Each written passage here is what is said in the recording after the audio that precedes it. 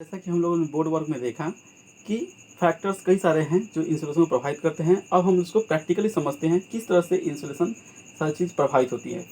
तो देखिए, सबसे पहला जो फैक्टर है वो होता है angle of the sun rays. Angle of the sun rays का मतलब होता है कि सूर्य की जो वर्टिकल रेज हैं वो कैसे पृथ्वी पर पड़ती हैं, उसका क्या प्रभाव होता है। तो इसको तो हम लोग ऑलरेडी समझ चुके हैं। इसको देखते हैं कि देखिए अभी जो है सूर्य की जो वर्टिकल रे है वो कहाँ पहुँच रही है।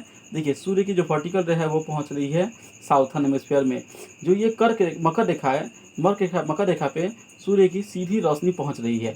तो इस समय क्या होगा कि सूर्य की सीधी रोशनी मकर रेखा पहुँचने के कारण सूर्य की सीधी रोशनी में इंसुलेशन ज़्यादा होता है, ताप ज़्यादा होता है, इलेक्ट्रोमैग्नेटिक रेडिएशन ज़्यादा होता है। इससे क्या होगा कि वहाँ पे ज़्यादा गर्मी पड़ेगी और इस समय जो है ये साउथर्न हेमिस्फीयर में गर्मी का मौसम होगा। तो ये कौन सा मौसम है, कब सूर्य की रोशनी मकर रेखा पे सीधी पड़ती है, तो वो होता है 22 दिसंबर। 22 दिसंबर को सूर्य की रोशनी मकर रेखा पे सीधी चमकती है और इस समय जो है साउथर्न हेमिस्फीयर में गर्मी का समय होता है। तो दिसंबर में साउथर्न हेमिस्फीयर में, साउथ अफ्रीका वाले क्षेत्रों में जो है गर्मी का मौसम होता है और उस समय नॉर्थर्न हेमिस्फीयर में ठंडे का मौसम होता है। क्यों ठंडे का मौसम होता है?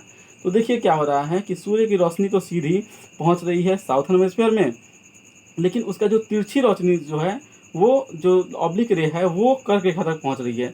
कर्क रेखा यहाँ पे है और आपको पता होगा भारत के बीचों बीच से कर्क रेखा गुजरती है। तो भारत जो है वो समथिंग यहीं पे है, इस साइड में कहीं पे होगा या फिर पृथ्वी की किसी और लोकेशन पे, मतलब कि कर्क रेखा पे ही कहीं होगा। तो क्या है, भारत में क्या पहुंच रही है, ये सूर्य की तिरछी रोशनी पहुंच रही है, तिरछी रोशनी। तो सूर्य की जो तिरछी रोशनी होती है, जैसे कि हम ऑलरेडी समझ चुके हैं, उसमें इंसुलेशन कम होता है क्योंकि उसको वातावरण को ज़्यादा भेजना होता है। अब वो ज़्यादा लंबा दूरी भी तय करती है और वो ज़्यादा जगह पे, मतलब ज़्यादा दूरी पे फैल जाती है, इसीलिए उसका इफेक्टिवनेस काफ़ी कम हो जाता है। तो ऑब्लिक रेज जो होती है वो कम गर्मी पैदा करती हैं और वर्टिकल रेज जो है ज़्यादा गर्मी पैदा करती हैं। इसीलिए क्योंकि अभी सूर्य की रोशनी जो है तिरछी पड़ रही है कर्क रेखा पे, इसीलिए नॉर्थर्न हेमिस्फीयर में अभी ठंडे का मौसम होता है और साउथर्न हेमिस्फीयर में अभी गर्म का मौसम होता है। लेकिन ये समय हमेशा तो ऐसा नहीं होगा। तो ये समय है अभी दिसंबर का।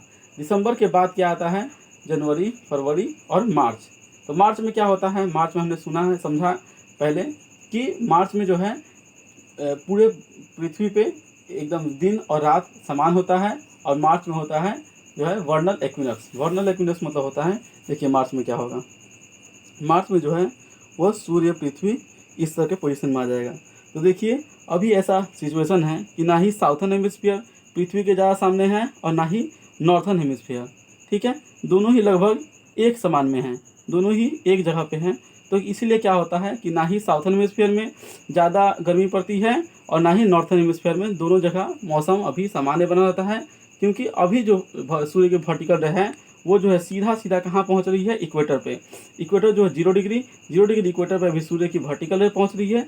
इसीलिए जो है अभी गर्मी जो है जब सबसे ज़्यादा पहुँच रही है कहाँ पे, इक्वेटर पे, और सूर्य की जो वर्टिकल जो है वो इक्वल अमाउंट में दोनों जगह इंसोलेशन दे रही है, कर्क रेखा पे और मकर रेखा पर भी, ठीक है।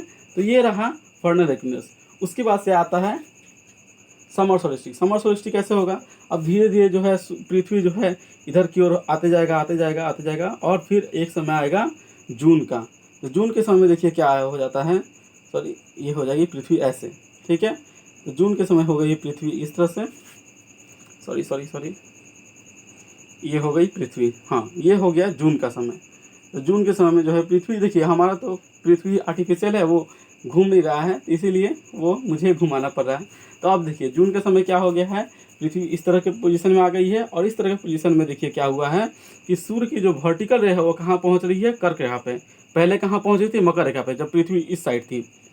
अभी जो है 21 जून आ गया है और 21 जून को होता है समर सोल्स्टिस और इस दिन जो है सूर्य की वर्टिकल सीधी किरण जो है वह कर्क रेखा पे पड़ रही है और अभी जो है नॉर्थर्न हेमिस्फीयर में गर्मी का मौसम होगा। क्यों, कर्क रेखा पे जब सूर्य की रोशनी सीधी पड़ेगी तो उस समय यहाँ पे ज़्यादा गर्मी होगी और नॉर्थर्न हेमिस्फीयर में अभी गर्मी का सीजन आ जाएगा। तो इस तरह से जो है जून में तो हमने देखा दिसंबर, उसके बाद से मार्च और फिर अब जून।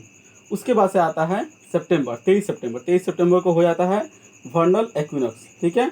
इस समय जो है पृथ्वी कुछ इस तरह से रहेगी और इस समय देखिए कि सूर्य की जो सीधी रोशनी इस साइड जो पड़ रही होगी वो ना ही नॉर्थर्न हेमिस्फीयर में ज़्यादा पड़ेगी ना ही साउथर्न हेमिस्फीयर में, वो दोनों एकदम इक्वल अमाउंट में पड़ेगी। तो इस समय क्या होगा कि इस समय दोनों ही हेमिस्फीयर में अभी तापमान सामान्य होगा क्योंकि सूर्य की वर्टिकल रे अभी इक्वेटर में पड़ रही है और यहाँ पे ना ही ज़्यादा गर्मी होगी ना ही ज़्यादा ठंडी होगी, ना ही भारत में ना ही साउथ अफ्रीका में, कहने का मतलब है ना ही नॉर्थन हेमिस्फीयर में ना ही साउथर्न हेमिस्फीयर में।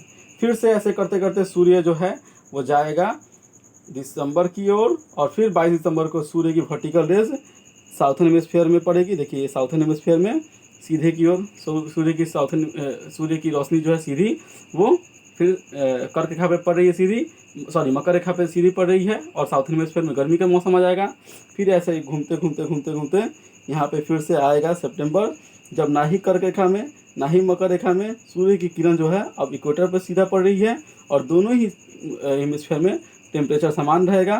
फिर उसके बाद से ऐसे घूमते हुए सूर्य आ जाए, पृथ्वी आ जाएगी, पृथ्वी का जो है नॉर्थन हेमिस्फीयर सूर्य के सामने आ जाएगा, और फिर सूर्य का जो है सीधा प्रकाश कर्क रेखा पे सीधा पड़ेगा, और कर्क रेखा पे ज़्यादा गर्मी पड़ेगी, नॉर्थन हेमिस्फीयर में गर्मी हो जाएगी। उसके बाद फिर ऐसे घूमते घूमते घूमते घूमते इस तरह का एक सिचुएशन आएगा, जब कोई भी, देखिए इस तरह का सिचुएशन होगा जब कोई भी हेमिस्फीयर सूर्य के सामने नहीं है। इस तरह के सिचुएशन में क्या होगा कि सूर्य का जो सीधा प्रकाश होगा वो इक्वेटर पर पहुंचेगा, और नॉर्थन हेमिस्फीयर में टेम्परेचर सामान्य रहेगा, साउथर्न हेमिस्फीयर में भी टेम्परेचर सामान्य रहेगा, और अभी जो है दोनों हेमिस्फीयर में टेम्परेचर सामान्य रहेगा, और दिन घंटा जो है 12-12 घंटा का होगा। तो इस तरह से हम लोग समझ सकते हैं कि सूर्य का रोशनी जो है, जैसा कि किताबों और दूसरी जगह पढ़ के आप लोगों को लगा होगा कि सूर्य की रोशनी जो है, सूर्य एक टॉर्च लिया हुआ है और वो कभी रोशनी ऊपर की ओर और कभी रोशनी नीचे की ओर करता है, लेकिन एक्चुअल में ऐसा नहीं होता है। क्या होता है कि सूर्य पृथ्वी के 37 डिग्री झुकाव के कारण कभी नॉर्थन हेमिस्फीयर सामने आता है तो कभी साउथर्न हेमिस्फीयर सामने है, और उसी वजह से जब उस साइड जाएंगे तो क्या हो जाएगा, नॉर्थन हेमिस्फीयर सामने आ जाएगा। देखिए ये हमारा सूर्य काफ़ी ज़्यादा हिल रहा है, ठीक है।